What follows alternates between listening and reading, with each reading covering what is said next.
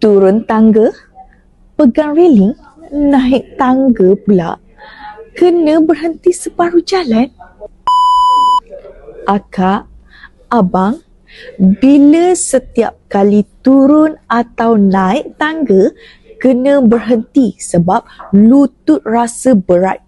Itu tanda sendi kita mula hilang kelancaran.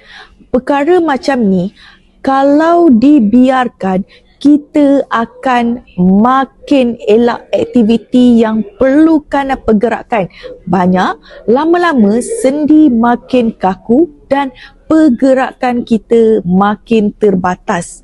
Sebab tu ramai yang jadikan jus lenik sebagai salah satu ikhtiar. Minuman herba ini mengandungi ramuan semula jadi seperti herba tulang gunung yang digunakan secara tradisi untuk membantu rasa lebih selesa, menyokong kelancaran sendi dan memberi keyakinan untuk bergerak dengan lebih bebas. Bila sendi rasa lebih bersedia, kita pun tak takut nak naik tangga ataupun nak turun tangga ataupun berjalan jauh. Abang akak, kalau nak mula ikhtiar untuk keselesaan pergerakan, tekan saja butang di bawah ni sekarang.